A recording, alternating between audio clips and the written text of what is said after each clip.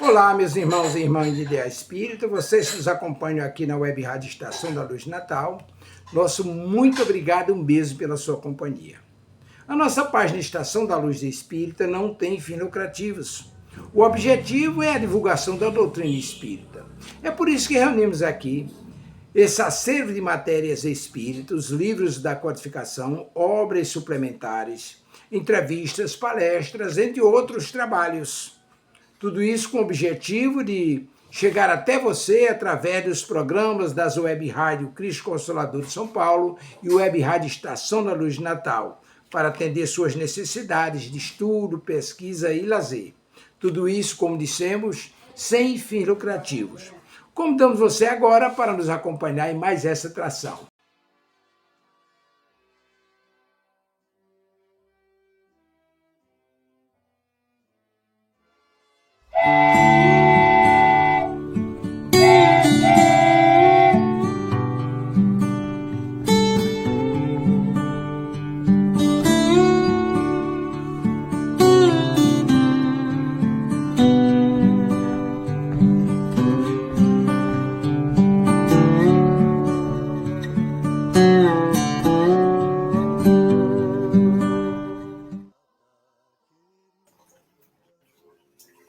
Olá, olá, muito boa noite. Sejam bem-vindos ao nosso estudo do Livro dos Espíritos, Luz no Mundo. E em pleno feriado, nós contamos aqui com essa luz maravilhosa que vem sempre para iluminar as nossas mentes, esclarecer os nossos pensamentos, e ele se disponibilizou a vir aqui conosco, não só no feriado, mas numa data especialíssima, a data do seu aniversário. Luiz Armando, seja bem-vindo e parabéns! Muito obrigado pela saudação e obrigado também pela oportunidade de estar de volta aqui, não é? De uma certa forma, substituindo as nossas irmãs que acho que fugiram, né? A Kátia viajou, a outra irmã não sei o que foi fazer, mas acho que elas desistiram de estar comigo. Acho que eu sou realmente espaçoso demais. Então, mas estamos aqui para tentar ajudar você e os ouvintes, né, os espectadores, a talvez ampliar os raciocínios, porque essa talvez seja a maior virtude do Espiritismo, que é justamente de instigar em nós curiosidades além daquilo que é oferecido aí pelo contexto vigente, da ciência, inclusive, que parece que não desperta, né? Apesar de muitos avanços que houveram, mas existem alguns homens ligados à própria área da saúde, que estão fazendo trabalhos maravilhosos, né? E que talvez repercutam, apesar de que, assim, a casca que se criou em torno da rejeição à ideia de reencarnação, ideia de sobrevivência, apesar do século XX ter deixado aí um legado importante na contribuição de Ian Stevenson, no caso da reencarnação, do Hernani Guimarães Andrade, de quem fomos particulares amigos, do nosso amigo Remendras Banerjee, não é? E na área da questão da sobrevivência, a partir, provavelmente, das experiências mais divulgadas do Raymond Moody Jr., a partir dos anos 70, que começa a estudar a questão daqueles que morrem e são trazidos de volta à vida, ou pela mecanismos artificiais, ou mesmo pelo próprio ressuscitamento natural.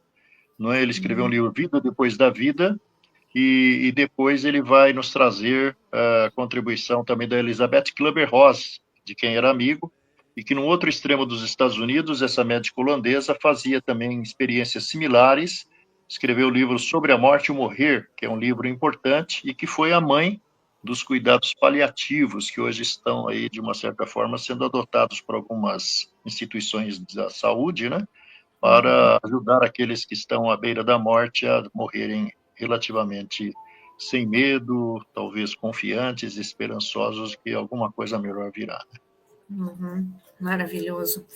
E, na verdade, eu só vou reiterar aqui que as meninas sentiram muitíssimo por não poderem estar aqui hoje, mas é que realmente Kátia está longe, está lá pertinho do Tavares, está lá no Nordeste. Opa. E a Sandra está com toda a família reunida, filhos, genros e netos. Então, realmente foi por essa razão, mas falaram que estão te mandando um abraço fortíssimo pelo aniversário e que vão nos acompanhar depois. Então, Que sob bom. nenhum aspecto estão evitando, muito pelo contrário. Ficamos muito, muito, muito felizes quando você está aqui conosco. Bom. E nós temos muita coisa para fazer hoje, para falarmos hoje, né? Mas antes de nós começarmos, como é de costume, eu te convido a todos que nos assistem para que a gente faça a nossa prece inicial. Então, neste momento, elevamos os nossos pensamentos aos nossos benfeitores, rogando o auxílio dos nossos mentores, que nos mostram o caminho para nos aproximarmos e sintonizarmos do nosso Mestre Jesus. Mestre amado, a Ti agradecemos pela vida, Senhor. A Ti agradecemos por trazer a palavra de Deus para que possamos compreender e corrigir a nossa caminhada. Que os Seus ensinamentos, Senhor, que nos foram deixados pela Boa Nova, pelas obras de Kardec, possam tocar não somente o nosso raciocínio, o nosso intelecto, mas, sobretudo, os nossos corações. E que dessa forma, Senhor, possamos fortalecer a nossa fé e empreender a transformação íntima de que tanto necessitamos. Rogamos que suas bênçãos sejam derramadas sobre todos os lares, sobre todos aqueles que amamos e que se encontram encarnados ou desencarnados, assim como a todos os nossos desafetos, conhecidos ou desconhecidos. Que as suas bênçãos recaiam também, Senhor, sobre o nosso querido irmão Luiz Armando, que comemora mais um ano de experiência nessa vida terrena. Que ele tenha sempre muita saúde, muitos e muitos outros anos de vida para comemorar e para continuar iluminando os caminhos de todos aqueles que têm o prazer e a bênção de conhecê-lo. Sabemos, Mestre, que estás conosco sempre. Ajuda-nos a estar contigo. Que assim seja, graças a Deus. Eu estou um pouquinho rouca, eventualmente você vai me ouvir tossindo um pouquinho, eu estou com uma gripe que tentou deu sinais de que ia embora, e aí eu não dei tanta atenção e agora está voltando, mas logo, logo já estamos cuidando dela, né? Então, antes de nós entrarmos nos nossos temas de hoje temos bastante perguntas, né, Luiz? Eu gostaria... exatamente. Eu gostaria exatamente de agradecer a todos aqueles que nos enviam essas perguntas. Nós temos perguntas da semana passada que nós não conseguimos abordar todas, ficaram 2 pendentes e nós vamos abordá-las hoje, e mais aquelas que nós recebemos ao longo da semana. Então, muitíssimo obrigada por todos vocês que colaboram com a gente. Eu falo colaboram porque todas essas perguntas nos aproximam de vocês e nos fazem também pensar, compreender e buscar, e assim todos juntos vamos ampliando o nosso entendimento e o nosso saber. Eu deixo um forte, forte, forte abraço para a Sandra e para a Kátia de novo, que elas estejam bem, aproveitando bem com seus familiares. Novamente, muito obrigada ao Tavares por disponibilizar esse espaço. E lembrando que esse canal tem uma variedade absolutamente imperdível de temas, uma videoteca riquíssima que pode ser acessada a todo momento, todos os temas, não só do nosso programa, do programa do Luiz, enfim, são mais de 52 programas que vão ao vivo semanalmente. E se vocês perderam outro, querem rever um programa inteiro ou uma parte deles, basta ir lá na videoteca, procurar por tema, tudo organizadinho, por ordem cronológica, e acessar.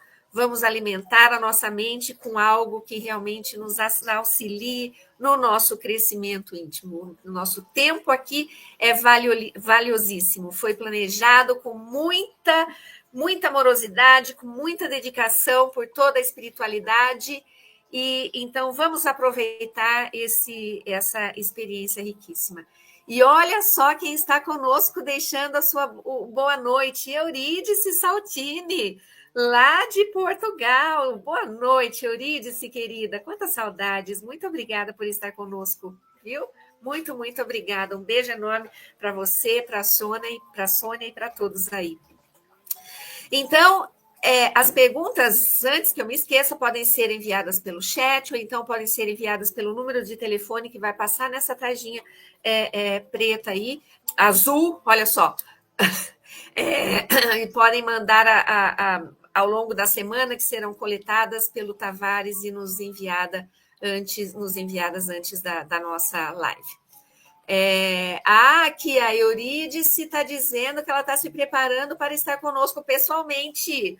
Opa, viagem à vista para o Brasil, para São Paulo. Então, já deixa aí, Eurídice, um lugarzinho na sua agenda para a gente poder se encontrar, né? Por favor. Né, Luiz?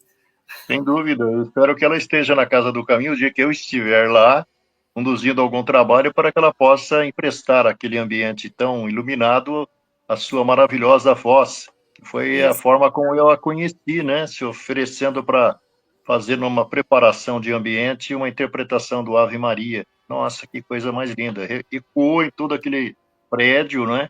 E ficou marcado para sempre na nossa memória e de todos aqueles que lá estavam, porque ela tem uma voz e uma capacidade de interpretação certamente inspiradíssima, né?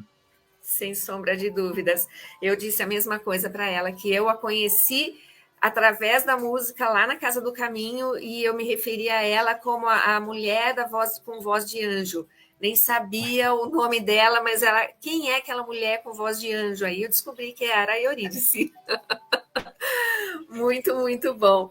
Olha lá, ela está dizendo que é muito grata ao convite naquele momento. E nós contaremos com a Eurídice aqui também, esperamos que ela possa nos brindar com uma noite também aqui conosco na nossa live e a sua voz angelical. Muito bom.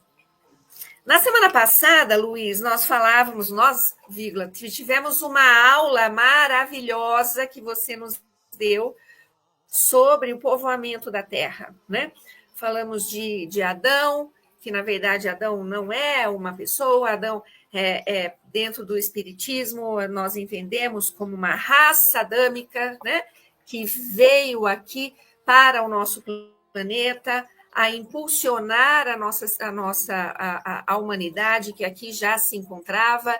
E da mesma forma que hoje nós temos alguém que mora em São Paulo, muda para o Rio de Janeiro, para os Estados Unidos, para a China, para o Japão, e aí há todo um intercâmbio entre cidades e países. Esses intercâmbios também são a realidade entre os diferentes mundos, né? E assim, aqueles que precisam ir para um mundo menos desenvolvido, como era o caso do planeta Terra, quando da vinda dessa raça adâmica, que veio exilada de um outro planeta, então, ao mesmo tempo que eles vieram para nos auxiliar, porque eles já tinham um conhecimento, uma evolução, uma maturidade moral que nós ainda não tínhamos, eles também, pela dificuldade de se verem livres de orgulhos e de algumas outras fraquezas, vamos colocar assim, do coração, aquele planeta naquela época, nós estamos falando de Capela, também estava a ponto de dar um passinho, né, Luiz, na evolução, e esses espíritos ainda não tinham condição de acompanhar esse passinho evolutivo de Capela. Então, por misericórdia divina, eles foram transferidos para cá. Então, essa transferência, enquanto servia para aprendizado para eles, no moldar, no lapidar o ego, também serviu muito para aprendizado nosso, da humanidade terrena, que ainda se encontrava, sob muitos aspectos, engatinhando, né? E sobre isso, o Luiz, então, nos deu mais uma aula belíssima, que quem não acompanhou, vale a pena voltar na live da semana passada e assistir, e também anotar todas as dicas que o Luiz dá de livros e referências ao longo das suas aulas. Então, ele tem não só um conhecimento, uma memória, mas ele dá tantas dicas de livros que são imprescindíveis que a gente lê, e a gente não pode perder essa oportunidade. Então, se não tiveram condições de vê-lo, por favor, voltem e assistam e tomem nota, porque vale muito a pena. E aí, o tema de hoje que nós havíamos colocado era, então, a diversidade, para nós começarmos a falar da diversidade das raças humanas. Mas, como nós ainda temos essas questões que ficaram pendentes, podemos respondê-las, Luiz? Começando a respondê-las? Pode ser? Então, uma pergunta que ficou pendente da semana passada, que é da Linda Batista, que veio do Rio de Janeiro. A Linda Batista coloca assim: Enaquins, Enunnaki e Nefilins são o mesmo povo, ou são diferentes? Quais suas características principais? Então, na realidade, nós já tivemos a oportunidade de 2 programas atrás, na outra vez que eu aqui estive, responder uma pergunta semelhante de uma menina lá de Piracicaba, a respeito se havia alguma referência de que os primeiros habitantes da Terra seriam resultado de misturas entre seres de outros mundos e os nativos da Terra, né?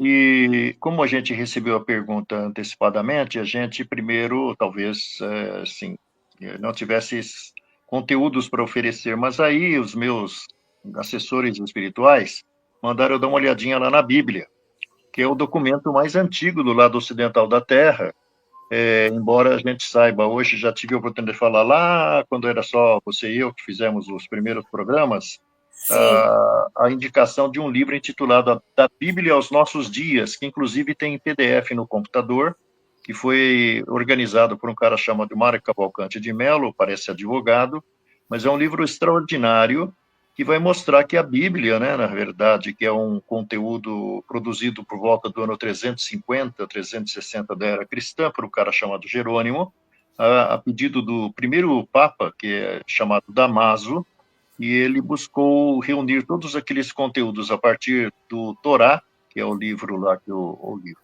Os 5 livros que dizem que o Moisés teria escrito, que também é uma coisa improvável, porque considerando todos os fatos que ali estão expostos, haveria necessidade que o Moisés vivesse muitos anos. Apesar de que quando eu fui fazer aquilo que foi me recomendado espiritualmente aí, né, eu encontrei nos primeiros livros do Torá, que é o ponto de partida do judaísmo, e que, na realidade, foi organizado pelo grande Moisés, que era um personagem realmente trazido à Terra para fazer o que fez, porque ele, se nós raciocinarmos um pouquinho, vamos chegar à conclusão que o Moisés, na verdade, ele veio inaugurar a era do monoteísmo nessa fase recente da evolução da Terra. E sabemos também que esses conceitos apresentados por ele se defrontavam com o politeísmo, principalmente o politeísmo que foi absorvido pelos nossos irmãos hebreus durante o período de 300 ou 400 anos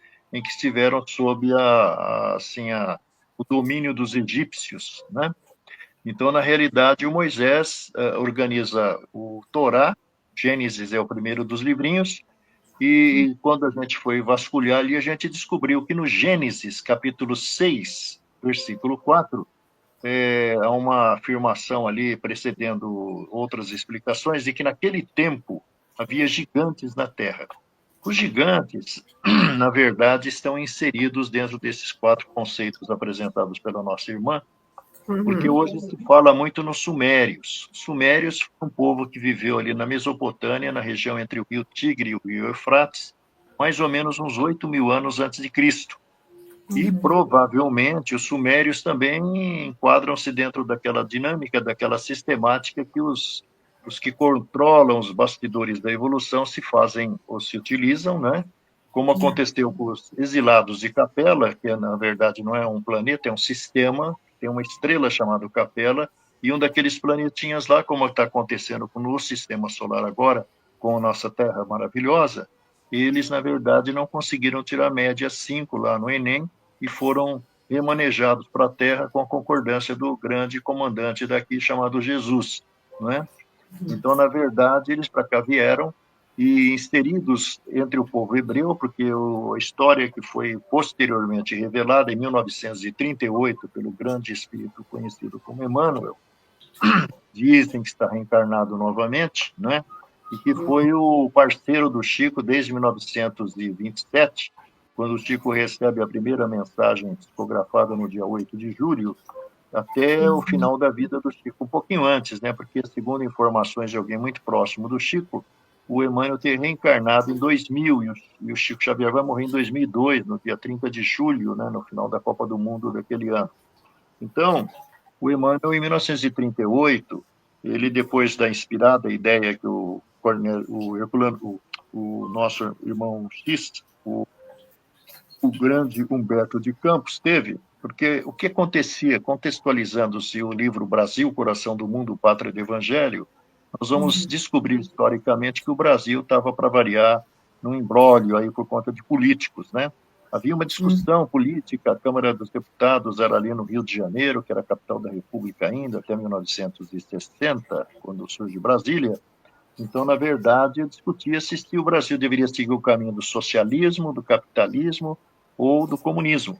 Então, é isso que os caras ficavam perdendo tempo a discutir, porque eles parecem só discutem coisas que não interessam, né? Então, na verdade, Humberto teve ali a preocupação de vasculhar nos arquivos da espiritualidade a história espiritual do Brasil, mostrando que, mais ou menos no século XIV ou XV, no início, final de um e de outro, o que aconteceu foi que Jesus, diante da proximidade da grande transformação, porque hoje a gente, com todo esse manancial de informações que temos pelo menos as referências de que lá atrás, ao que tudo indica, o tal Deus, baseado nas suas possibilidades de visualização do cosmos, do espaço, né?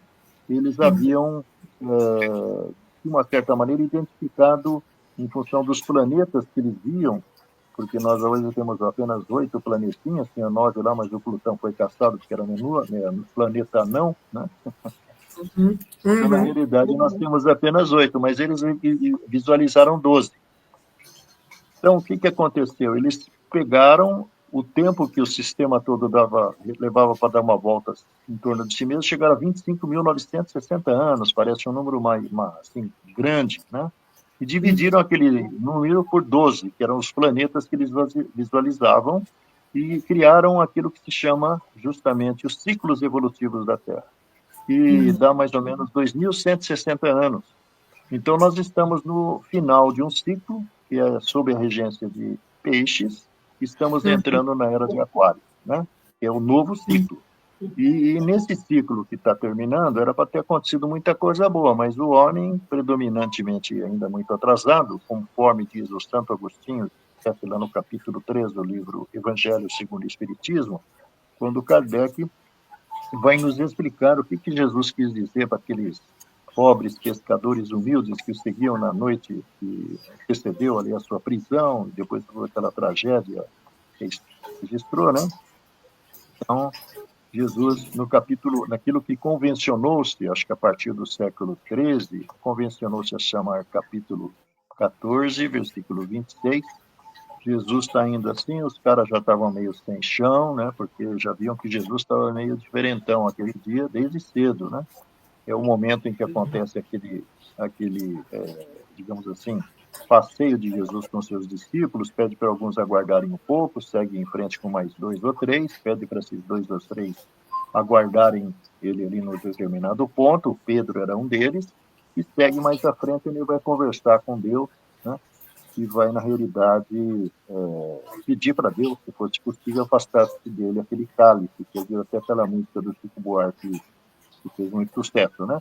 Então, o que aconteceu foi que, em retornando, primeira vez, ele encontra os 3 que pediu para ficarem vigilantes, porque ele já sabia que a polícia estava no seu encalço, e ele encontrou todo mundo dormindo. Aí ele acorda os caras lá, dá uma raspança no Pedro, fala, como que eu peço para você ficar aqui vigilante, você dorme esse pouco. Aí ele, acho que parte mais uma vez ali para frente, e ali ele fala, seja feita a tua vontade. E volta e aí segue em frente até a noite. À noite tem aquele jantar lá naquela cantina, né? Onde aconteceram todos aqueles fatos que foram aí enaltecidos pela igreja, onde, na realidade, o juiz ele vai sair lá para a associação lá para autorizar a lei, o Sinédrio, né? Que, na verdade, pelo que o Judas mesmo vai contar numa mensagem intitulada Judas Iscariotes, que está num livro do próprio Humberto de Campos, acho que é de 1936, mais ou menos, que é o Reportagens do Além Túmulo. Humberto de Campos foi dar um passeio lá na região do Oriente e, na verdade, passeando por aquelas plagas ali, ainda muito magnetizadas pela história de Jesus, por todos aqueles fatos que deram ali naquela região, alguém diz a ele que um determinado personagem que estava no alto de uma pequena elevação, cabisbaixo, meio triste, era o Judas Iscariotes. E ele vai lá entrevistar o cidadão e vai descobrir que Judas foi meio que engabelado lá, né? Enganaram o cara lá a respeito do que pretendia Jesus e acabaram, na verdade, né? Que virou professor da história, renasceu como, segundo informações do próprio Humberto Campos, né?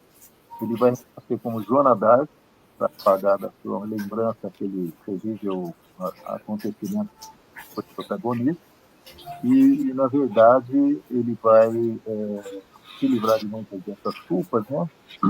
E, na realidade, a gente vai descobrir ali que, na sequência, Jesus vai ser preso, tem aquela história do Pedro, que tinha dito que morreria por sua causa, depois nega ele 3 vezes, como o próprio Jesus já tinha antecipado, né? Como a gente respondeu com a menina lá de Piracicaba, a senhora, não sei, a gente se ateve a uma informação que o grande filósofo espírita, chamado Sua ele voz sumiu havia, um pouquinho. o Herculano Pires, ele tem umas informações interessantes, dizendo que, na verdade, sempre que vai acontecer o início de uma nova fase na evolução da humanidade, o que acontece é que uma obra é produzida sintetizando todos os conhecimentos precedentes, né? E o que a gente vê que Moisés fez no Gênesis, ele vai, na realidade, fazer isso, omitindo muita coisa, porque não dizia respeito a ele. Na semana passada, a gente lembrou lá o Flávio Josefo, né, que fez o favor de ser o único escritor, historiador da época de Jesus a citar Jesus não como quem nós imaginamos, seguimos e, de uma certa forma, admiramos, mas como um arruaceiro que surgiu lá na região da Judéia, né? E que foi crucificado, causando toda aquela confusão que a história registra, né? E então Flávio Josefo vai falar uma coisa interessante, que também o povo hebreu naquela época, depois que as 12 tribos se fundem naquele país, eles ficaram isolados do resto da comunidade que vivia ali nos entornos, né? E, na verdade, eles não tinham comunicação, tinham uma cultura precária, não sabiam nada de ciência, não sabiam nada de nada, na verdade, assim permaneceram durante muito tempo, mas eles vão ser posteriormente utilizados pelo próprio bastidor da evolução, no sentido de disseminar a ideia do monoteísmo, né? Que até aquele momento já tinham se passado 3.000 anos, né? Não tinham ainda vingado, né? Porque não tinha mecanismo de comunicação de massa, era tudo comunicação boca a boca. Nós sabemos que quem conta um ponto aumenta um ponto. Nós não sabemos onde é que estavam as verdades naquela época. Então, na realidade, houve aí um tempo muito grande entre Moisés, o surgimento do cristianismo, a organização do catolicismo, que não é o cristianismo, mas sim aproveita-se do cristianismo, misturando com o paganismo e misturando com o judaísmo, né? Aproveitando muitas datas sagradas lá para o povo hebreu, aproveitando as festividades pagãs do paganismo, né? Inclusive o carnaval é uma delas, e acrescentando assim, um pouquinho do cristianismo, né? E os homens, pelo anseio de poder, pelas ideias que fizeram com que eles distorcessem a história de Jesus, né? Os interesses, eles, na verdade, acabaram mais atrapalhando do que ajudando.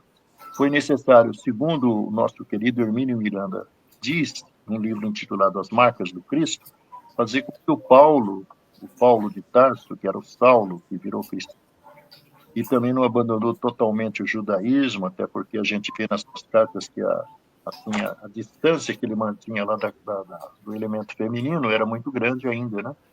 Ele também discriminava a mulher como bom judeu daquela época, né? Então, na realidade, o que vai acontecer é que o Paulo vai voltar como Lutero e vai provocar um movimento conhecido como Reforma, que deu origem ao protestantismo, e depois uma multidão de escolinhas aí falando em evangelismo e no biblismo, né?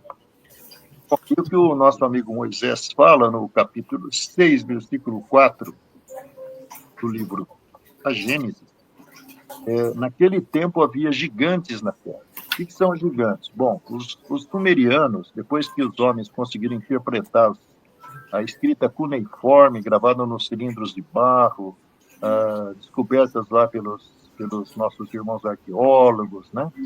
Eles descobriram que esses nossos irmãos sumerianos, eles eram um povo muito avançado para aquela época, 10 mil anos atrás, 8 mil anos antes de Cristo.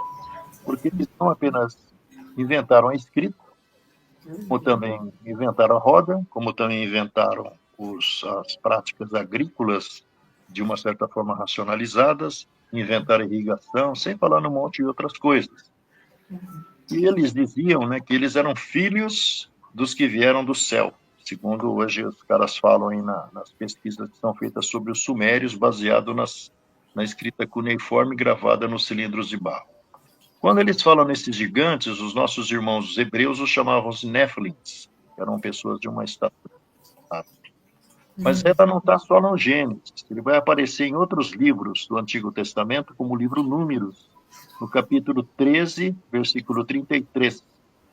Segundo ali está escrito, vimos ali gigantes como gafanhotos, grande número, portanto.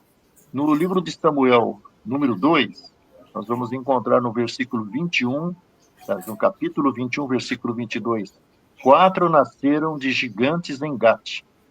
O livro Crônicas, que é um outro livro do Antigo Testamento, que é um livro muito interessante, no capítulo 20, versículo 8, nós vamos encontrar que estes nasceram dos gigantes, né? Quando se fala nos Anunnakis, segundo informações dessas escritas aí, segundo presumivelmente, porque hoje a gente nem sabe o que é verdade e o que é mentira, porque tem tanto maluco falando coisas aí, né?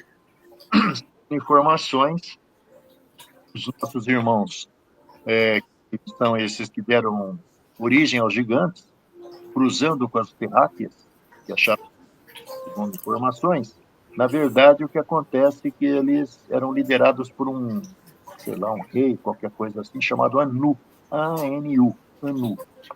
E a figura feminina era Ti. Então, a junção do Anu com os elementos femininos deu origem ao povo Anunnaki, que era o povo que era a miscigenação dessas duas espécies.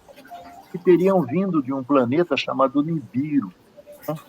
Que talvez fosse um desses planetas que não se conseguiu ainda identificar, porque tem muito planeta que, segundo informações, pela falta de reflexo da luz solar, não são visíveis. Um dado como esse está no livro, na Revista Espírita de 1858, quando Allan Kardec vai entrevistar um cara que foi um personagem importante na nossa história, chamado Alexandre von Humboldt.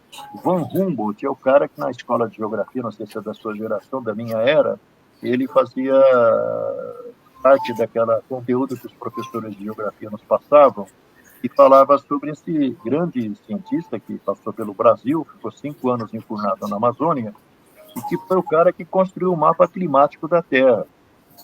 E ele morreu lá em Berlim, Kardec tomou conhecimento, pediu para o São Luís lá, que era o coordenador das atividades espirituais que o Kardec realizava na Sociedade Espírita de Paris, se era possível entrevistar esse cara aí.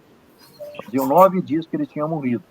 Aí o São Luís pediu para ele segurar as pontas um pouquinho, né? Não falou assim que São Luís era um bicho mais educado que eu. E aí, daí a pouco, aparece lá o tal do Humboldt. Assim, meio atordoado ainda, porque ele morreu com mais de 90 anos, estava ainda meio ligado às influências do corpo que havia deixado, muito cansado, muito não sei o quê, né? Ele vai contar coisas, assim, extremamente interessantes, que a gente vai ver que é um procedimento que se repete depois na história, né? Na realidade, ele vai contar o seguinte, que ele fazia parte de um planeta que não era visível aqui da Terra, que era mais evoluído que a Terra, que foi escolhido, e aí é o procedimento, ele foi escolhido, entre outros, para ser o responsável por aquela missão, que foi mapear climaticamente a primeira experiência, não tinha satélite, não tinha lá muita coisa. Uau. Esse procedimento ele volta a se repetir posteriormente, interessante, parece que é uma fórmula que os caras usam lá no mundo espiritual.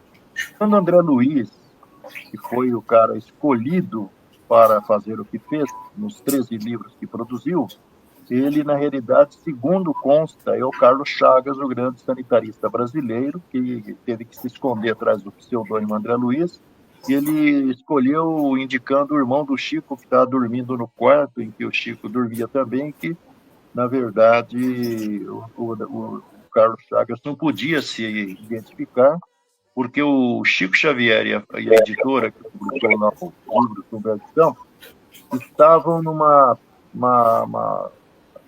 briga judicial, já arrastando por alguns anos, movido pela mulher do Humberto Campos, que exigia a retratação, indenização, então participação de direitos autorais dos livros que estavam saindo, né? Que eram Crônicas Além Túmulo, Reportagens Além Túmulo, que foram os primeiros, Trazer o Coração do Mundo para o Evangelho, e depois engatou mais 17 livros pela frente. E a justiça ficou lá julgando, tinha um jurista famosíssimo da época, né, que na realidade assumiu a incumbência de fazer essa defesa, e a justiça reconheceu que não tinha competência para julgar. Eles se basearam também nos testemunhos dos grandes intelectuais da época, Monteiro Lobato, são consultados para ver se aquele Humberto das crônicas recebidas pelo médium mineiro, aquele caipirão lá, que na realidade podia ser do Humberto. Aí os caras disseram, olha, não podemos afirmar que seja, mas melhorou muito depois que morreu, né? Mas na realidade, você não pode falar se é ou não é. Então, na realidade, a justiça falou que não tinha como julgar que era improcedente a reivindicação da mulher, e para evitar, como o Carlos Chagas tinha deixado um descendente encarnado e alguns familiares, para evitar mais confusões, o autor preferiu se esconder atrás do pseudônimo, né? Por quê? Porque ele foi escolhido, entre outros, que não tinha grandes comprometimentos com a religião. Isso está registrado num livro intitulado Sementeira de Luz, porque, na realidade, o Chico Xavier, lá na Pedro Leopoldo dos anos 30, meados dos anos 30, da década, ele tinha na cidade em que vivia, estava uma rua meio de terra, né, que tinha uma pobreza danada, um cara chamado Fausto Joviano que morava ali. E ele muito sensibilizado, porque a família do Chico Xavier, do José Cândido, da Cidália Batista, era uma família que já tinha 16 caras ali, empenhados numa casa miserável, né? Então esse cara, o Fausto, era irmão do Rômulo Joviano, que foi filho de um cara chamado Arthur Joviano, e o doutor Rômulo tinha feito de agricultura, uma coisa assim na Inglaterra, e tinha se especializado na Escócia, na área pecuária. Foi a razão pela qual ele foi contratado pelo Ministério da Agricultura para dirigir a tal da Fazenda Modelo. Posteriormente, a gente vai descobrir, por revelações feitas num bate-papo que o Chico Xavier fez na casa da dona Nena Galves, aqui em São Paulo, com Remendras Banerjee, que foi um grande pesquisador lá da Índia, que depois veio dar aula na UCLA, nos Estados Unidos. E esse cara veio ao Brasil para conhecer Chico. Na verdade, não foi possível lá no Clube Pinheiros, onde estava acontecendo na época um grande evento anual, assim, organizado por uma mulher chamada Mercedes Esponda, que hoje já se encarnou, e o objetivo era arrecadar fundos para a manutenção da Casa Transitória Fabiano de Cristo, que fica na Condessa Rubiano, uma avenida famosa aqui na capital, que é a Marginal Tietê. Então, na realidade, era uma obra modelar, que tinha de abrigo de velhos, até crianças, até gestantes, até de tarefas na área espiritual, criada por um cara chamado José Gonçalves Pereira, que já hoje já encarnou, né? E a Mercedes, que era da Federação Espírita de São Paulo, organizava esses eventos, convidava um monte de artistas, e diante da possibilidade de se aproximarem de Chico Xavier, iam lá cantar, como Roberto Leal e outros artistas da época, né? E o Remembrances de Boa foi levado lá pelo Dr. Hernando Guimarães Andrade, pela Agenor de Belo Pegado, que foi um dos fundadores da Casa do Canto, que trabalhou com alguns serviços, e na realidade lá não era o ambiente. Aí você falou, vamos combinar na casa da Dona Nena, e assim que foi feito, e aí saiu lá uma entrevista incrível, porque o Chico vai falar uma coisa assim, olha que coisa maluca, né? Luiz, só volta, chega um pouquinho mais para frente, porque o seu som voltou a falhar um pouquinho, por favor. Eu estou até com o microfone aqui no pescoço. Aí, ótimo, agora está perfeito. Então, na realidade, o que aconteceu foi que eles marcaram na casa da Dona Nena, e ali saiu uma entrevista em duas fitas de gravador de rolo, que acho que não é do seu tempo, né? Você já é da época do CD, você não é daquela época, né? Só que não, eu lembro da fitinha, que aí saía, embolava tudo. Essa era pequenininha, né? É fita cassete, mas tinha o gravador de rolo que a gente usava em rádio. Eu trabalhei em rádio, né? Então, naquela época, aquele rolão grande assim. E perderam uma fita. Mas na fita que sobrou, assim, o Bacelli, Carlos Antônio Bacelli, fez o favor de fazer uma transcrição que foi reproduzida antes na revista da Folha Espírita, que também é uma coisa que já não existe mais, que foi idealizada pelo Dr. Freitas Nobre, que foi presidente da Câmara dos Deputados, que foi um grande espírita na área da divulgação, casado com a doutora Marlene Rossi Severino Nobre, que foi também uma figura importante na história do espiritismo do século XX, né? Porque ela foi a idealizadora da Associação Médico Espírita, que era São Paulo, depois virou Brasil, hoje está aí espalhado em algumas partes do mundo, né? Então, na realidade, olha que coisa maluca que o Chico fala, que o gado zebu, que é aquele chifrudão que você vê lá andando pelas ruas da capital da Índia, livremente, ele é um bicho sagrado, né, ainda, ele deu certo na região do Triângulo Mineiro, porque a incidência do Sol, justamente na área do Triângulo, da Mesopotâmia, e a incidência do Sol na Índia são a mesma. Então, o solo, tudo que você plantar num lugar dá no outro também, porque a incidência do Sol, a gente nunca pensou, realmente tem áreas que o Sol brilha mais, áreas que são gélidas, né, como o hemisfério norte e o hemisfério sul, e tudo isso acaba repercutindo na vida desse planeta que é vivo, né? Está sofrendo aí as consequências das agressões que nós, seres humanos, estamos impondo a ele, causando esses desequilíbrios climáticos, né?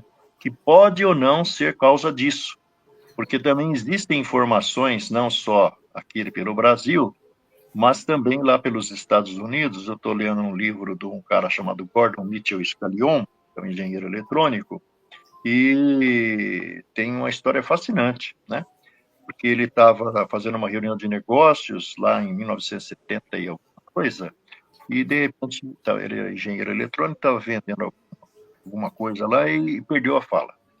Aí foi levado para o hospital, ficou em observação daquela noite para aquele dia seguinte, e o que vai acontecer é que, na realidade, na madrugada, ele vê entrar no quarto uma figura iluminada, uma senhora. Ele pensou que estava sob efeito de remédios, pensou que era um sonho, não sei o quê, e a mulher fez algumas observações importantes que vai transformar esse cara num cara que vai fazer prognósticos a respeito do futuro, e surpreendentemente todos os que ele fez a partir dali foram exatos. E entre as coisas que ele fez foi a construção do mapa mundi futuro, porque ele, na realidade, ele vai ver uma imagem da Terra e, na realidade, mostra uma Terra alterada do ponto de vista da elevação da água dos oceanos, por conta do degelo dos polos, não é? Então, muitas áreas costeiras, como Fortaleza, não sei se já foi Fortaleza, mas Fortaleza tem uma barreira de contenção ali para evitar que o mar recupere a terra que os homens roubaram dele na construção daqueles maravilhosos edifícios que estão à beira da Avenida Verdes Mares. Eu fui a Olinda em 1995 e Olinda já estava meio que submersa naquela época por causa desse mesmo efeito. E essas transformações, elas estão preditas por esse cara, como o Ramatiz tinha predito lá em 1954 em Curitiba, através do médium Ercílio Maestro, embora aqui no Brasil o Ramatiz tenha sido assim, cancelado pelos espíritas, né, que achavam que aquilo lá era tudo muito absurdo. O único absurdo que tem foi a fixação de data. Mas esse homem aí, ele vai falar da inversão dos polos, que é uma coisa que o nosso amigo Edgar Cayce, pouco antes de morrer, na década de 40, Edgar Cayce é o maior médium americano, médium de si mesmo, porque ele, por conta de uma experiência de palco, né, onde ele estava também com problema de fala, e na realidade foi se submeter a uma experiência pública, né, com um cara que passou lá pela cidade acho, de Kansas, ou Arkansas, e o amigo dele insistiu para ele lá se colocar como cobaia do hipnotizador. E ele entrou num estado alterado de consciência e desde então ele passou a ser assim o meio através do qual muitas prescrições médicas, não tinha farmácia como tem hoje, mas ali é na base da fitoterapia, né? Nem homeopatia não tinha nos Estados Unidos. Mas ele produziu mais de 40 mil diagnósticos preservados no museu que existe lá em Kansas, dirigido pelos seus filhos, né? E ele o fazia gratuitamente. Embora protestante, ele descobriu-se, na realidade, um sacerdote egípcio, nesses estados alterados de consciência, extravasava os seus conhecimentos na área da saúde, né? Existe um livro fantástico intitulado O Profeta Adormecido, e o Edgar Cayce fez alguns prognósticos lá um pouco antes de morrer. Um deles é a inversão dos polos. Então, o magnetismo da Terra predominante, até isso também dizem que é cíclico, né? Nós estamos dentro de um processo de inversão, onde o hemisfério sul passa a ser o mais magnetizado e o norte menos. E por conta disso, o degelo, ele fala no degelo da Groenlândia na época, né? Não era uma coisa nem cogitada, não tinha esse negócio de clima, de temperatura, esses efeitos estufa, hoje, né? Mas parece que isso está acontecendo a passos largos, e a elevação da água dos oceanos, a alteração da química dessas águas, a alteração da temperatura dessas águas, provavelmente tem a ver com toda essa confusão, né, que está acontecendo ao redor do mundo, que nós estamos vivendo o verão-inverno, né, porque a gente deveria estar curtindo um calorzão, né, exceção o nosso irmão Tavares, lá em Natal, já estive lá em Natal em 1997, realmente era 2007, melhor dizendo, e Natal é um calor de arrepiar a mamona, né? A verdade é que nós estamos aqui numa situação grave. Um amigo nosso que está morando em Luxemburgo, eles estão vivendo hoje, né, uma temperatura 4 graus negativo, que é uma coisa que era mais prevista lá para o final do ano, né? Então está tudo meio bagunçado no clima do mundo, né? E o nosso amigo Gordon Mitchell Scallion, que construiu o Mapa Mundi Futuro, que hoje você acessa vendo pelo Google, procura lá Mapa Mundi Futuro de Gordon Mitchell Scallion. Dá uma olhada naquilo lá e você vai ver que áreas, como o Gordon tinha dito lá atrás, como a região do Amazonas, ele vai ficar praticamente submerso. O rio vai subir e vai cobrir uma extensa área, como acontece com o Mississippi lá nos Estados Unidos, né? Sem falar em outros eventos que eles estão prevendo. Então, essas figuras ditas na pergunta da nossa irmã, elas, na realidade, têm a ver com aquele momento lá atrás, que foi um dos muitos, né? O Kardec fala no livro A Gênese, capítulo 11, Adão, de que nós falamos a semana passada, é apenas um símbolo, como Eva, de um povo que, a partir de determinado momento, passou a influenciar o contexto dominante, né?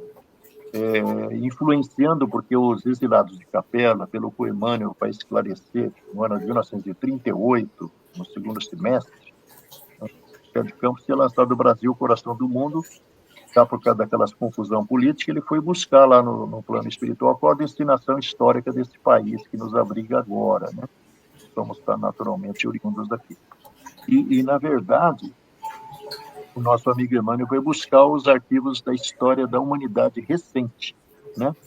Ele não fala assim de uma maneira mais minuciosa sobre os Atlantes, sobre a Lemúria. E o Gordon Mitchell Scallion, lá dos Estados Unidos, que não tem nada a ver com o Emmanuel, nunca ouviu falar desse cara, e vice-versa, acredito, né? Ele fala exatamente a mesma coisa. Muitas informações sobre os Atlantes, que foram, de uma certa forma, responsáveis por evolução do pensamento filosófico religioso egípcios, que misturaram seus conhecimentos com aqueles que vieram da Índia, né? E por volta da 13ª dinastia, para quem não sabe, os egípcios tiveram 26 dinastias. Na metade, os egípcios estavam assim na iminência de serem sufocados por uma guerra movida pelos chamados reis pastores, que tinham vindo da Índia. E como a gente disse outro dia, aquele povo também não tinha muita coisa que fazer, tinha que guerrear mesmo, não tinha indústria, não tinha comércio, não tinha nada, né? Guerrear. E o que acontece é que aí surge o grande gênio, que é citado pelos gregos de Hermes, 3 vezes grande, Hermes Trismegisto, que na verdade é o apelido que deram para o Imhotep. Imhotep foi um cara fora da curva na época que falou assim: nós não podemos permitir que esses invasores destruam todo o conhecimento filosófico religioso aqui do Egito. E aí criou justamente as escolas ditas herméticas, né?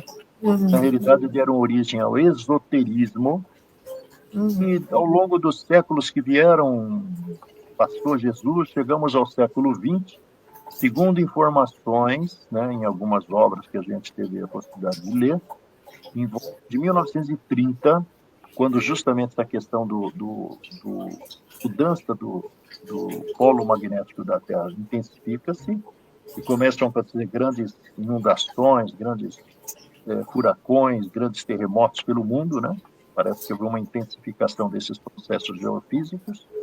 Na realidade, nesse momento, o plano espiritual superior, diante das grandes transformações que estavam cada vez mais aceleradas, determinaram que a escola esotérica fosse, de uma certa forma, desativada e todos os conhecimentos fossem disseminados para que todos os seres humanos viventes na Terra no século XX e XXI tivessem a possibilidade de seguir o caminho da iluminação interior através do conhecimento espiritual.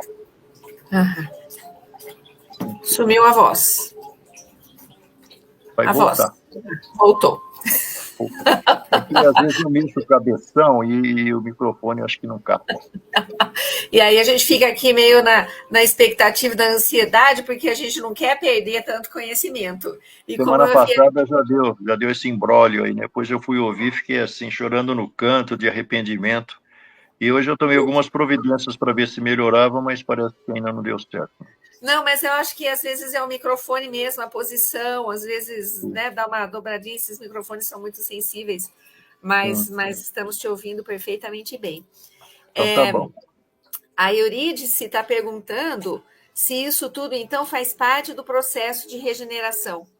Sim, a regeneração, na verdade, tem a ver com a evolução humana, não é? O planeta faz parte, esses processos todos, segundo o Ramatiz tinha dito, segundo Gordon Mitchell Scallion fala também, na verdade fazem parte de uma grande transformação que o objetivo é levar a Terra ao capítulo 22 e 23 do livro Apocalipse, porque o capítulo 22 e 23 é o amanhã. E o capítulo 20 do Apocalipse, que é a 6ª hora, 7ª hora, a última etapa, é o capítulo 20. Então, a gente vai olhando o contexto, né? Você olha assim, no livro A Gênese de Kardec, capítulo 18, Kardec coloca ali uma mensagem, ou melhor, uma mixagem de 2 mensagens reconfiguradas, recebidas em 23 de abril de 1866, onde os benfeitores espirituais fizeram uma projeção do futuro que ainda é o presente, né? Então, eles vão falar ali de muitas transformações que iriam suceder, a incidência violenta dos suicídios, inclusive entre crianças, eles falavam nisso já naquela época, né? Kardec fez lá uma repaginação dessa história, e a partir da 5ª edição do livro A Gênese, que todos os livros de Kardec, eles na realidade não nasceram prontos. O próprio Livro dos Espíritos, quem estudar, vai ver que ele surge em 1857, no dia 18 de abril, com 501 perguntas e respostas. 3 anos depois, Allan Kardec definitivamente já tinha dado uma outra configuração no livro, dividido em 4 partes: as causas primárias, o mundo espiritual, ou o mundo espírita, as leis morais e esperanças e consolações. Então, aí já a base do espiritismo estava formulada. Então, você vê que não era uma coisa definitiva a primeira edição. Todos os outros livros foram passíveis de algumas alterações. E o livro A Gênese não foi diferente. A partir da 5ª edição do livro A Gênese, foram inseridas nesse capítulo 18 2 mensagens. Uma de um espírito chamado Dr. Barre, que já tinha sido publicada na Revista Espírita, e outra é uma mensagem de um cara chamado Arago, que foi um grande astrônomo do século XVIII, XIX, e que, na verdade, trouxe muitas informações e é presente em muitas mensagens que estão na Revista Espírita. E o Dr. Barre, ele vai falar uma coisa interessante, que o Espiritismo, diga-se de passagem, até onde eu sei, é a primeira escola religiosa que fala na grande transformação. Hoje tem um monte aí falando disso, né? Então, ele vai falar que essa grande transição planetária, ela começa 1 século antes da codificação, portanto, 1857. É que surge lá o Livro dos Espíritos. Então, 1787 é quando surge justamente o início das grandes transformações. E se você pega e faz uma comparação entre o que aconteceu do ponto de vista material, você vai ver que, do ponto de vista comportamental, nós tivemos na virada do século XVIII para XIX, Revolução Francesa, início do século XIX, a Revolução Industrial, e por aí vai numa velocidade cada vez mais violenta, né? Nós temos o surgimento do rádio no final do século XIX, nós temos o surgimento da telefonia, nós temos do telégrafo, da telefonia, de um monte de coisas que foram certamente importantes para chegar até o ponto em que estamos, né? Século XX nós temos lá, além da evolução da comunicação, depois da Segunda Guerra, a internet, nós tivemos a própria evolução da telefonia, né, que em 66, a criança, ainda no interior de São Paulo, o telefone era de manivela. A partir da Copa de 70, que é quando o Brasil ganhou aquele 3º campeonato lá no México, o telefone passou a ser de disco. Daí uns anos passou a ser de tecla. Daí uns tempos veio o celular, que ninguém acreditava naquele tijolão lá que aquele inglês inventou, que era pesado demais. Tamanho, mas, né? e agora virou essa folha de papel que carrega o mundo nas suas mãos, né? Só que isso é tudo material. Na contramão, nós vamos ver a sociedade humana na degradação, na decadência. Por quê? Porque, segundo uma interpretação, capítulo 20, um livro chamado Mensagem do Apocalipse, de um cara, executivo aqui de uma instituição financeira de São Paulo, que também construiu uma obra social impressionante lá em Itaquera, que nunca funcionou, né? Apesar de ser fisicamente uma coisa incrível, né?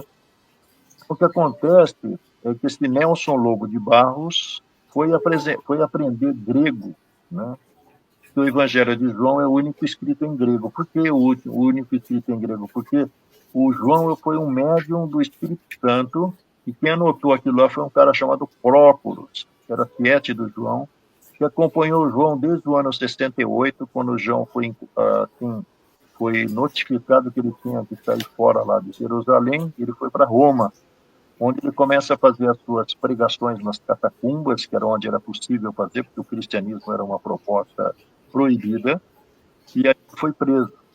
Segundo consta na história, ele foi condenado à morte pelo pretor, que tinha autoridade para isso, que era uma autoridade entre os legionários romanos, e quando o seu corpo começou a ser cozido em uma bacia lá num tanque de óleo de rícino, que era a forma de menosprezar, né, um judeu, na realidade o corpo do João começa a desprender as carnes, e os seus seguidores pediram o corpo para fazer os preparativos, porque cada escola religiosa tem seus procedimentos, né? O islâmico hoje, o corpo é lavado com água morna, porque eles não sabem, mas acham que ali dentro daquele corpo tem vida ainda. Você sabe disso. Os católicos têm seus procedimentos, os umbandistas, candomblé e outras coisas têm seus procedimentos. O que acontece é que o João, quando estava sendo preparado, recobra a vida. Segundo informações, num corpo diferente. Aí as autoridades pedem para o João sair fora, ele vai embora para Pátimos, onde ele vai cumprir o que Jesus havia pedido a ele, que era cuidar da Maria.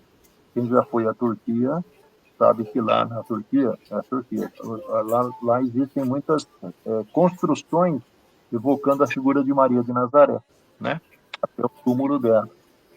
Daí de Pátimos ele vai, depois que a Maria morre, vai para outra cidade, lá onde ele vai, na realidade, receber o tal do Evangelho de João, depois do Apocalipse, que é uma imagem que Jesus teria apresentado aí. E o que o Dr. Nelson vai falar, na descrição do capítulo 20, né, é que o João, ele, na verdade, tinha dito lá no capítulo 20, que quando Jesus veio para cá, 2000 anos atrás, bem antes, desde que Isaías começou a anunciar, mostrando que existia um planejamento, porque o Isaías fez um prognóstico sobre a vinda desse Messias prometido, e depois outros profetas falaram a mesma coisa. Então, na realidade, o que aconteceu foi que o João, na verdade, vai nos dizer, para Jesus aproximar-se aqui da Terra, para facilitar um pouquinho a sua aproximação, foram extraídos aqui da superfície alguns milhões de seres que foram confinados numa coisa chamada abismo por eles, tá? No segundo subsolo. E esse abismo, no século XX, um espírito chamado Miramês, num livro incrivelmente interessante, produzido por um médium mineiro chamado João Nunes Maia, o capítulo 2 do livro Francisco de Assis, ele vai falar da cidade estranha. E essa cidade estranha, ela foi a edificação naquela região lá do planeta. A gente, na verdade, tem uma visão da Terra, mas desde que o Immanuel Swedenborg, depois o André Luiz, nos informa, Maria João de Deus, informante do André Luiz, a Terra está circundada por esferas concêntricas que se interpenetram e se sucedem do centro até o limite do próximo planeta. E ali, nessa construção, você não vê, mas é como se você tivesse a oportunidade de sair da Terra e olhar lá de fora, você vai ver que, na realidade, o nosso amigo André Luiz falou no umbral grosso. Esse umbral grosso é o segundo subsolo. Essa cidade que foi edificada pelos mausãos da época, né, porque a Terra é um contingente de espíritos primitivos. Veja lá a definição do Kardec no capítulo 3 do Evangelho segundo o Espiritismo. Toma sentadinho aí. O nosso amigo Kardec vai falar em 3 grandes grupos. O grupo dos primitivos, o grupo dos semi-civilizados e o grupo dos estrangeiros. A história dos estrangeiros é outra revelação que o Kardec faz. Porque quem é que vai... Qual outra escola religiosa que fala nisso? Quem são esses estrangeiros? São os caras que vieram lá do planeta, do sistema Capela, que foram, assim, inseridos aqui na sociedade. O Emmanuel vai dizer que quando eles chegaram aqui, os corpos físicos, eles eram muito embrutecidos. Então, na realidade, o que aconteceu foi que, na verdade, houve um trabalho lá no plano espiritual por parte dos técnicos, no sentido de, talvez, sutilizar um pouco as carcaças humanas que seriam ocupadas pelos exilados de Capela, porque o Espiritismo também faz uma outra grande revelação, de que o nosso corpo físico é o revestimento do corpo espiritual, popular perispírito para nós, corpo astral para os hindus. E todos esses revestimentos, o corpo astral, o corpo espiritual, eles na realidade são os revestimentos da mente, que é o próprio espírito, na essência, né? Então, Na realidade, quando a coisa estava mais ou menos já encaminhada, Jesus fez uma alocação daqueles espíritos exilados de capela, agrupados de acordo com características. Os tecnológicos foram para aquela região do Egito, onde construíram aqueles monumentos extraordinários que até hoje ninguém consegue entender de onde que os caras trouxeram aquelas pedras, aqueles blocos imensos, sobrepostos, produzindo edifícios de vários metros de altura, sem argamassa entre uma pedra e outra, não é? Com câmaras internas, onde estavam ali guardados os restos mortais de alguns faraós e seus servos, a própria esfinge, né, que tem aquela cara de gente lá com aquele corpo de leão, que é uma pedra monumental, lapidada, ninguém sabe de onde que veio aquilo lá. Tecnologia é essa, porque as nossas gruas maravilhosas, que em São Paulo, por exemplo, estão aí para tudo quanto é canto, levantando novos a cada dia, elas não são capazes de erguer um troço daquilo lá. Onde? Tecnológico foi lá para o Egito.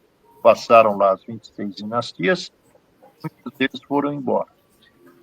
Na realidade, o povo mais filosófico religioso foi lá para a região que se tornaria a Índia, que é uma mistura da raça branca pura, que são os nossos irmãos, vamos dizer assim, celtas, que deram espaço para os arianos se manifestar aqui na nossa realidade, e com a raça negra pura. Por isso que os hindus têm aquele zóio arredondado, aquele nariz meio afilado, a pele meio escurinha, né?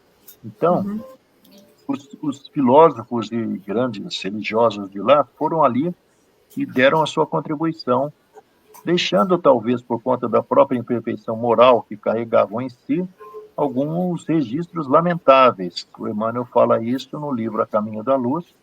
Registros esses como o quê? Como justamente a diferenciação de castas e párias, que fizeram com que alguns se supusessem melhores que os outros, e os outros se consideram até hoje inferiores às castas, são os párias, né? E aí, o nosso amigo Kardec, no ano de 1858, ele vai fazer uma entrevista com um cara chamado Mehet Ali. Mehet Ali era um maluco lá, que nem egípcio era, mas ele queria ressuscitar ou restaurar aquela fase tão exuberante dos egípcios, das dinastias. Ele quebrou a cara, evidentemente, né, porque parece que todas as fases elas têm um ciclo, começa, atinge o seu ápice e depois... E foi assim com os egípcios. Mas ele vai dar, na entrevista que dará a Kardec, na Revista Espírita, a seguinte informação: que muitos dos conhecimentos filosóficos religiosos e domínio dos sacerdotes egípcios foram trazidos da Índia. E existem outros registros dos esotéricos que os conhecimentos filosóficos religiosos dos egípcios são uma miscigenação das ideias da Índia, dos filósofos de capela que foram instalados ali, dos remanescentes dos Atlantes, não é? Que na realidade Emmanuel fala no livro Sala de Visitas de Chico Xavier, que sempre repete aqui na entrevista que lá está, que nós estamos na última fase da presença dos Atlantes aqui na Terra. O Gordon Mitchell Scallion, um médium americano, de que falei algumas 2, 3 vezes hoje, né? Escreve esse livro que fala e constrói o mapa mundo futuro. Existem nos Estados Unidos hoje muitos dos Atlantes reencarnados, que foram os responsáveis porque a Atlântida, como Lemúria, tinham 2 caminhos a seguir: o caminho da materialidade ou da espiritualidade. E, assim como aconteceu com a Lemúria séculos antes, que tudo isso acontece num período de mais ou menos 28 mil anos, né? Mais ou menos uns 28 mil anos antes de agora, o Atlântida some, ficando toda a raça amarela, todo o povo de cor de pele amarela na Ásia, no Havaí, no Alasca, né? Aquele povinho de olho puxado, eles são remanescentes do Lemuriano. Então, muitos dos Atlantes foram responsáveis pela escolha da materialidade lá no fim da Atlântida, que teve o seu último pedacinho de terra dado, segundo Platão fala, 9.500 anos de Sócrates, porque ele apurou com Crítias, que é um cara citado ao lado de outro lá, como escolas iniciáticas. Está falhando de novo, Luiz. Então, o que aconteceu foi que o nosso amigo diz que os maus foram lá para os Estados Unidos, estão lá, né? Eu tinha conversando com uma pessoa, ela disse que esses caras são os que lá nos Estados Unidos provavelmente estão hoje impedindo a preservação da natureza, lutando para que não haja, assim, condições dos americanos, principalmente, cuidarem para que haja menos poluentes no ar, né? Que a China e os Estados Unidos são os que mais poluem a Terra, embora o Brasil pague o pato, né? Porque é pobre, a Amazônia, tudo vai acontecer por causa da Amazônia, né? Que não é bem assim. Então, eles não querem gastar dinheiro para construir filtros e todos aqueles processos de produção, né? De qualquer forma, o que a gente vai vendo é que a evolução vai, através das eras, dos períodos, dos milênios, né? Criando outras condições para que, na verdade, a humanidade possa evoluir.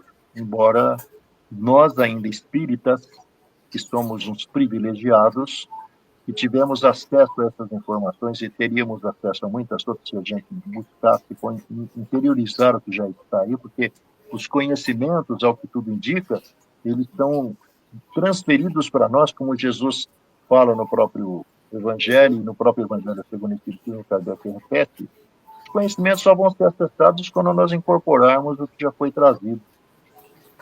A gente não incorpora nem nada ainda, a gente fica aí fazendo mimimi, reclamando, né? Sofrendo aí, às vezes, as provas que a vida nos impõe, e, na verdade, a gente é o grande responsável por nós. Nós é que criamos o nosso presente por conta do nosso passado equivocado e estamos criando um futuro duvidoso também pelo nosso presente incerto, né? Porque nós não colocamos, né? Se nós conseguíssemos parar para pensar antes de falar, parar para pensar antes de agir, certamente muitos erros seriam evitados, né? Muitas coisas que certamente vão voltar para nós mesmos, porque você cria para você seu desventura, o seu infortúnio ou a sua felicidade, a sua paz. Sem dúvida, já passou da hora da gente assumir a responsabilidade, né? Sobre a vida que a gente cria para a gente, né? Só que a gente não pode esquecer que nós somos uma gota de água no oceano, né? Uma população de 22 bilhões de seres, 8 bilhões aqui. Desses 8 bilhões, quantos têm essa preocupação que nós estamos tendo aqui de bater este papo, talvez de estudar esses assuntos? É uma formiguinha no meio de um grande palheiro, né? Por isso que a dor tem que ser o único despertador para a gente, né? Porque aqueles que não se convencem, como diz, pelo amor, vão experimentar a dor. E a dor sempre é desconfortável, né? E a perda. E a gente está vendo, Sonja, eu pelo menos tenho observado isso, que as coisas estão acontecendo numa velocidade centrífuga. Tudo. O que tem de gente doente, gente que está se manifestando cânceres assim, com recidivas, e é o passado que está voltando e a gente sofre porque não se, de uma certa forma, conforma, não se resigna, não aceita, porque a gente é rebelde. A rebelde é tratado com o chicote da dor, né?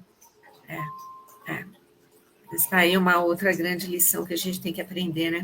E sobre isso, coincidência ou não, a Elisete Mendes, lá de Natal, Rio Grande do Norte, manda uma mensagem. A Elisete sempre está conosco e sempre manda umas mensagens lindas. E agora ela escreve: sorria diante das dificuldades e confie naquele que o fortalece e vivifica.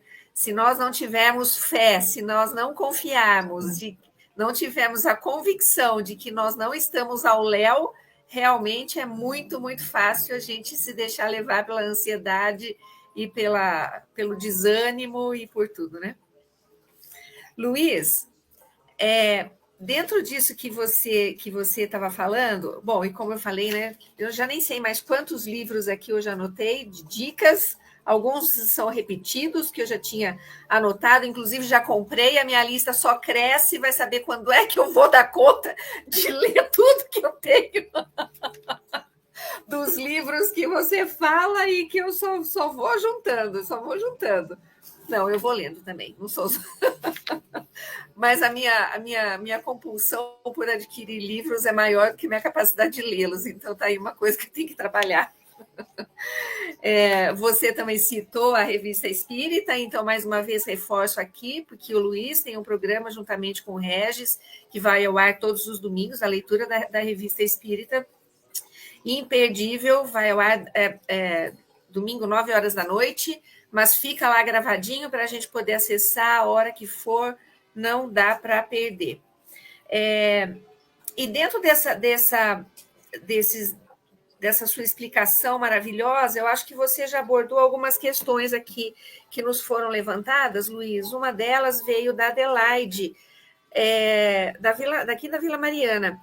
A Adelaide pergunta: a diversidade dos caracteres humanos no planeta se baseia em que condições? Eu acho que você já explicou, né? Já falou bastante a respeito. Se ficou alguma dúvida, Adelaide, deixe-nos saber, por favor. Nós recebemos também uma pergunta do Severino, lá de Belo Horizonte. A pergunta do Severino se refere à questão número 52, que nós vamos deixar para responder na semana que vem. Severino, segura aí um pouquinho, volta com a gente na semana que vem, que a gente vai abordar essa sua questão. E o Jeremias Barreto, daqui de São Paulo, coloca: o DNA, através do projeto Genoma, ventila a possibilidade de um tronco semelhante com 99% dos genes na sequência do DNA. Como o Espiritismo explica isso? Eu acho que o Jeremias quer se reportar ao fato de nós termos essa base com muita semelhança do código genético e como isso explicaria a grande diversidade, né, de caracteres físicos, né? Mas a gente não pode esquecer que tão importante quanto o genoma, quanto a genética, é a epigenética, né, Luiz? Todos os caracteres, todas as características, os fatores, para além da genética, que vão influenciar a expressão ou não de determinados genes, né? Sim, existe um livro do Dr. Décio Iandoli, que é um médico professor, hoje acho que não sei se está em Goiás ou Mato Grosso, que chama Reencarnação como Lei Biológica. E um dos capítulos do livro ele vai falar justamente sobre a grande revelação que o estudo do DNA permitiu, né, que foi um estudo assim que previa-se muitas décadas para se chegar a uma conclusão, mas foi bem mais rápido do que parecia. E o próprio coordenador daquele projeto, segundo o Dr. Décio coloca no livro, mostra que eles ficaram muito decepcionados, porque eles pensaram que encontrar a explicação para tudo, mas na realidade eles acabaram chegando à conclusão que a explicação não estava no gene. E, na verdade, ele fala assim que nós, seres humanos, temos de 30 a 40 mil genes, né?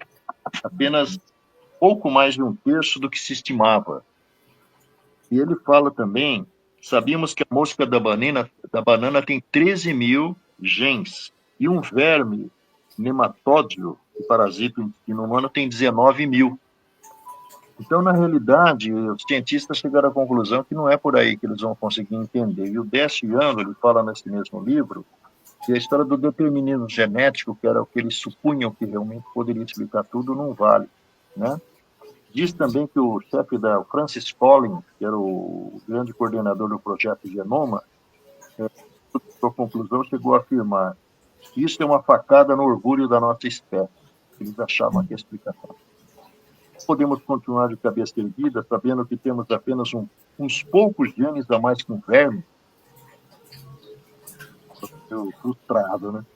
Nossa. Então, o nosso amigo fala assim: creio que o que gerou tanta frustração não foi o fato de termos o mesmo número de genes em um pé de milho, mas ver ali, sendo sepultado um dos mais importantes conceitos materialistas do século, um dos mais importantes conceitos, esse paradigma como uma batata quente nas mãos. O primeiro movimento provocado por essa constatação foi a atribuição da maior importância às proteínas, ou seja, acreditava-se que todas seriam um mero produto do DNA.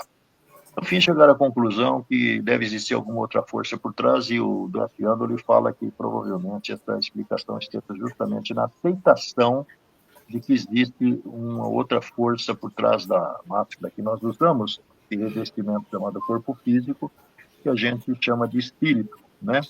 E para eles é uma coisa muito difícil de aceitar. E a gente diria que o nosso irmão aí poderia dar uma olhadinha no livro Evolução em Dois Mundos.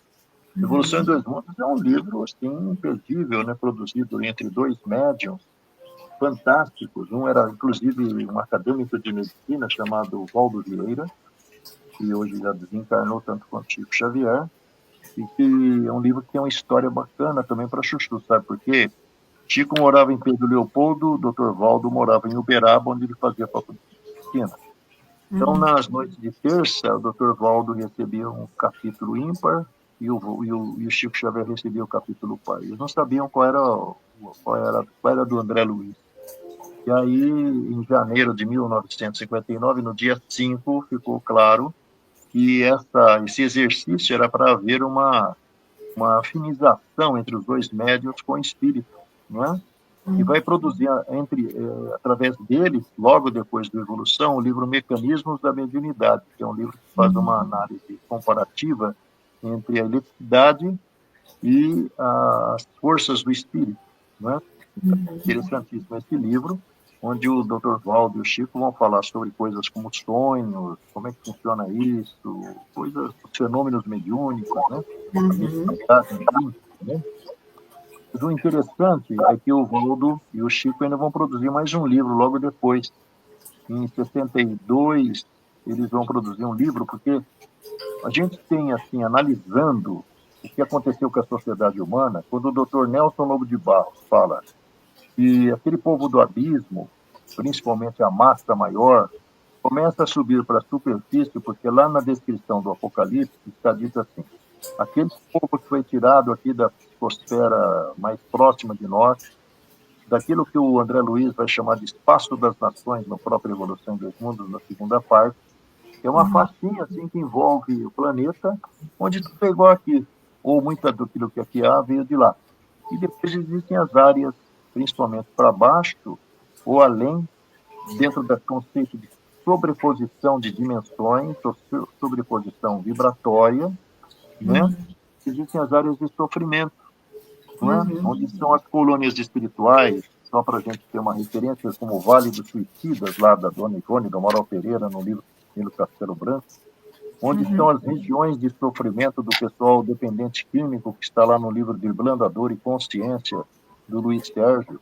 São livros assim, ou Deixa-me Viver, e por sinal tem um filme até no YouTube muito bem produzido, por pessoas assim desconhecidas, atores desconhecidos, que vai falar sobre esse livro. Basicamente é uma adaptação do livro Deixa-me Viver, que vai falar sobre o aborto e as consequências além dessa vida. O filme é muito bom para quem quiser assistir. Então, a gente vê que nessas áreas existem muitas situações assim inimagináveis. E o Dr. Nelson fala assim: a partir dos anos 50, começa a subir para a superfície a massa dos espíritos que ficaram presos lá no abismo. Sabendo que tudo funciona na base do exemplo, da imagem, desde a nossa formação de personalidade na atual existência, nós, na realidade, nos fundamentávamos no comportamento do papai e da mamãe. E repetimos na nossa vida de adultos muitas daquelas características que nós, às vezes, reprovávamos na mãe ou reprovávamos no pai. Então, o que acontece é que subiram para a superfície aquela massa paulatinamente, não foi todo mundo no mesmo dia, senão ia haver um colapso, né? Então, os bebês foram subindo. A partir dos anos 70, uma grande parte daqueles que estiveram à superfície nos anos 50 estavam adultos. E eles estavam à superfície determinados a fazer duas coisas: apagar do consciente a ideia de Deus e a ideia de Jesus.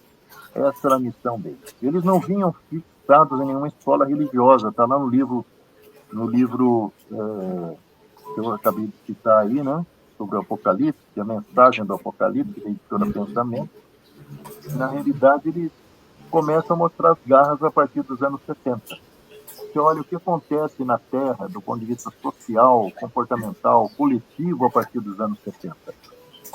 Bom, nós temos a partir dos anos 67, como o Divaldo dizia,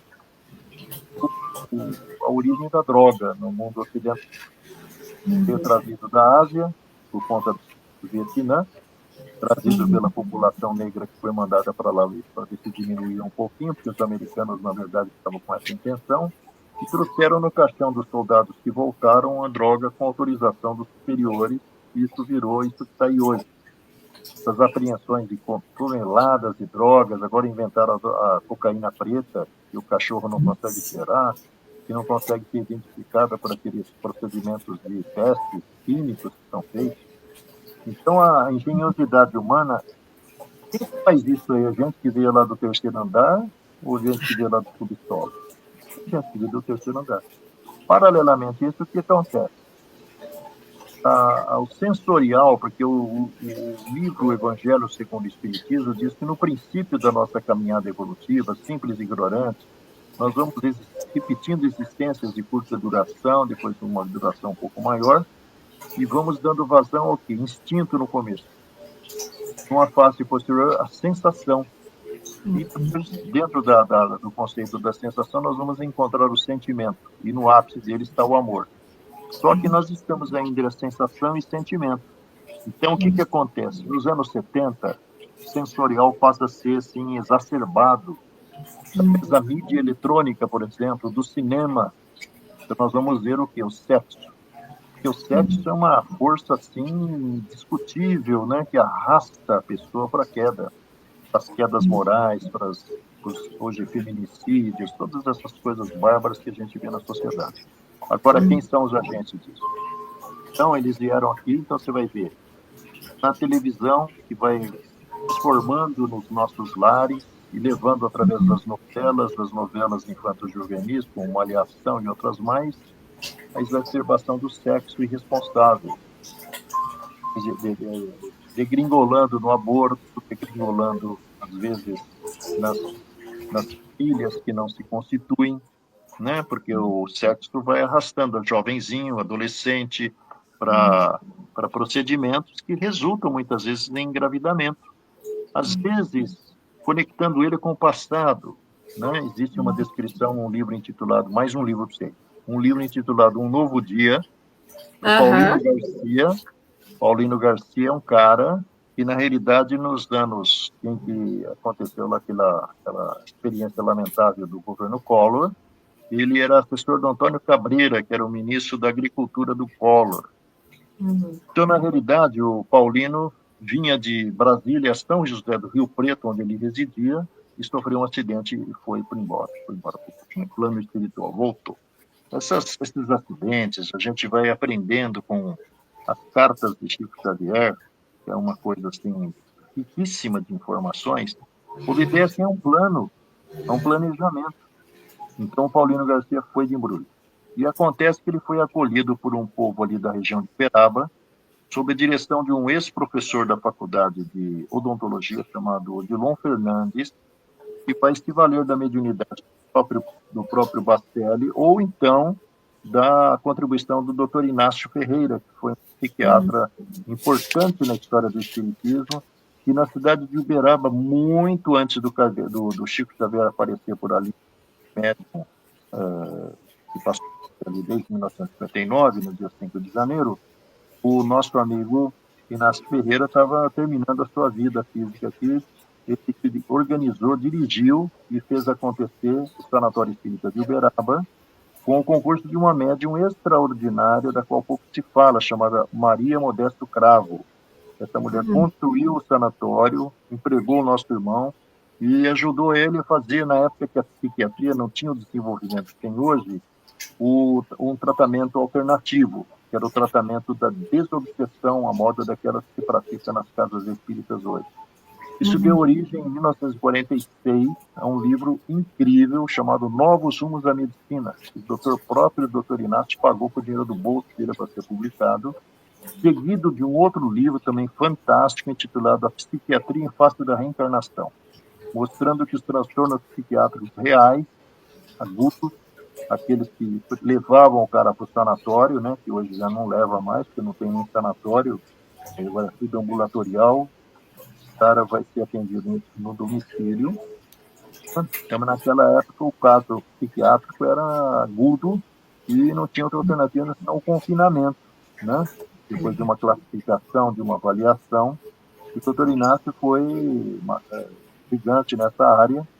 Esses livros que eu citei, o Novos Rumos da Medicina e a Psiquiatria em Face da Reencarnação, nos mostram que esses transtornos psiquiátricos, todos, eles são enraizados em atitudes extremas no passado, né? Como o nosso amigo André Luiz vai nos repetir num livro intitulado No Mundo Maior, em 1949, assim, e vai nos mostrar que os nossos transtornos, que na época não era nada perto do que tem hoje, né? E todas essas diferenciações que passaram a acontecer dentro do quadro dos casos de esquizofrenia, dos casos de síndrome do pânico, transtorno bipolar, todas essas coisas que é moderna, que trazem do passado para o presente criaturas que têm autismo, a síndrome de Down, traz do passado para o presente seres necessitados de oportunidades de reorganização da própria mente e desorganizaram com decisões calcadas no seu livre-arbítrio, movidos pelo egoísmo, movidos pelo orgulho, e fizeram com que eles muitas vezes infelicitassem muita gente e, por conta disso, tem contas a aceitar com a justiça divina que está inscrita, na verdade, dentro de nós mesmos, né, da nossa própria consciência, como o Espiritismo afirma. Então, nessa época não tinha nada disso, tinha só esquizofrenia, esses quadros aí, epilepsia, que eram quadros aí brandos perto do que a gente vê acontecendo hoje, né? Então, na realidade, o doutor Inácio trouxe uma grande contribuição. E no livro Um Novo Dia, a grande dúvida, porque quando André Luiz apareceu com Missionários da Luz, a gente já passou a imaginar que todas as reencarnações são planejadas, programadas. Mas o doutor Inácio vai falar naquele livro, não tem mão de obra para tudo.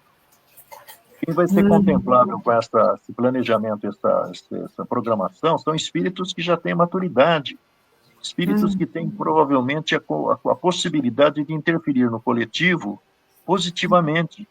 Vão ser médicos, vão ser professores, vão ser pessoas ligadas a essas práticas, né? Não, os caras que vêm aqui para perder tempo com a abobrinha que a gente vê na teoria, né? Com futebol, com outras coisas aí que não acrescentam nada, né?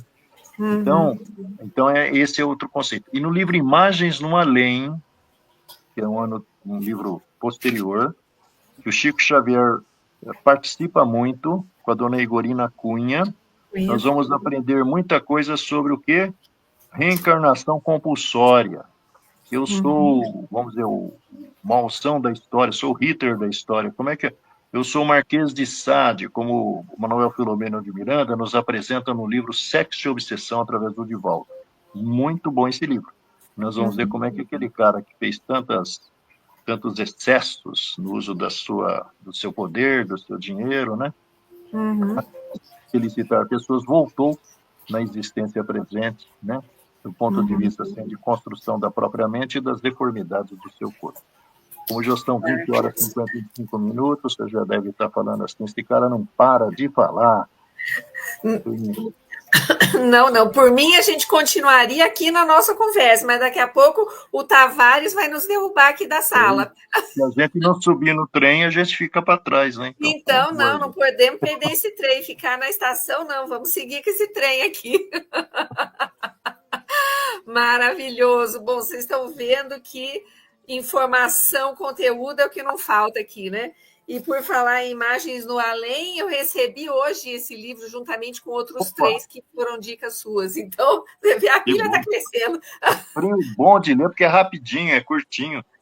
Exatamente. Será a minha diversão de hoje, né? Aliás. O Chico vai falar uma coisa de arrepiar cabelo, ainda bem que eu não tenho mais, que ele vai falar assim, que não existe concepção no corpo físico se não houver no corpo espiritual.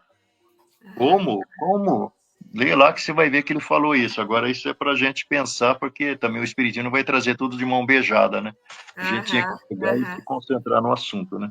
Exatamente. Mas certamente nós teremos outras oportunidades ao longo desse nosso estudo da gente voltar e discutir sobre esse assunto. E a Eurídice está falando que ler, ela lê, mas depois ela vai misturar... Opa! Ler, ela lê, depois ela vai misturar a história toda. Ainda bem que tenho vocês e outras encarnações. Eu também, viu, Eurídice? Ainda bem que eu conto com o Luiz, com a Sandra, com a Kátia, com a Elô, com vocês todos, porque aí a gente vai. Vamos de mãos dadas aí, né? Aqui, a Eurídice também. Minha lista de livros na Casa do Caminho vai ser grande. Voltarei para Portugal com mala extra. É isso aí. Já vai pegando todas as dicas aí do Luiz. E bora ler, bora estudar, gente. Luiz, não sei como te agradecer. Muitíssimo obrigada. Sinta-se fortemente abraçado. Um abraço aqueles apertados assim, com todo carinho, com toda gratidão e com todo respeito. Muito obrigada por você estar sempre aqui conosco, com a sua disponibilidade, amorosidade e hoje em especial, no dia do seu aniversário. Muito, muito, muito obrigada. Que Jesus continue te abençoando sempre a você e ao longo de toda a sua vida, de todas as suas existências e a toda a sua família sempre. Muito obrigada. Suas palavras antes de nós fazermos a nossa prece final. Então, muito obrigado a vocês que acompanharam essa participação nossa mais uma vez, né? Esperamos ter sido úteis, que realmente o conteúdo possa levá-los a refletir sobre essa maravilhosa oportunidade que todos estamos tendo de ter acesso ao Espiritismo ainda encarnados, né? Porque depois que estiver no mundo espiritual, a gente vai ter que voltar para o laboratório aqui da matéria para colocar em prática o que a gente talvez possa colocar agora e estamos adiando para depois, né? É isso mesmo.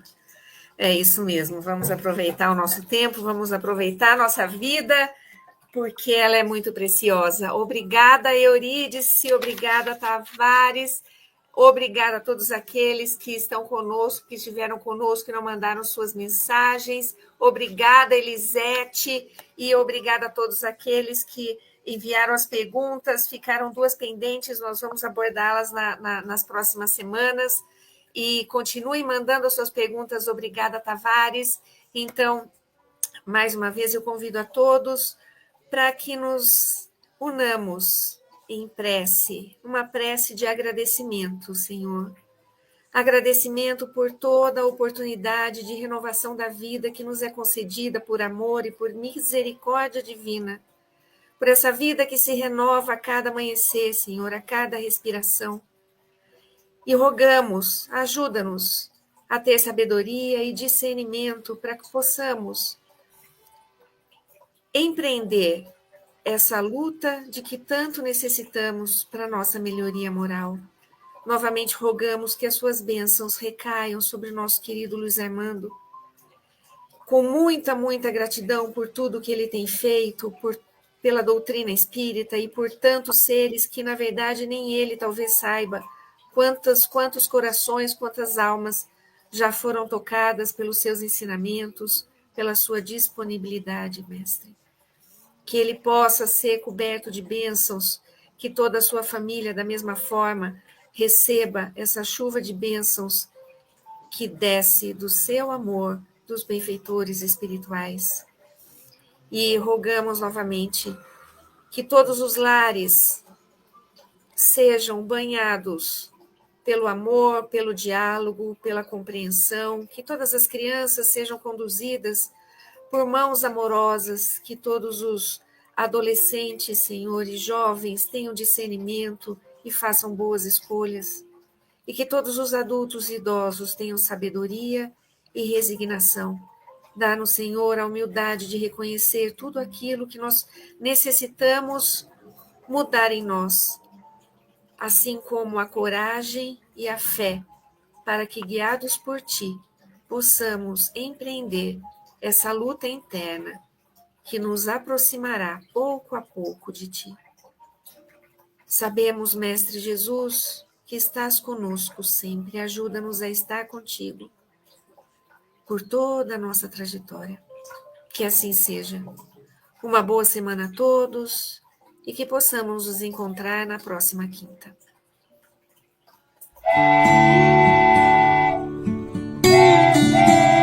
Chegamos ao final do nosso programa. Muito obrigado por ter nos acompanhado nesse trabalho e aguardo você na próxima atração.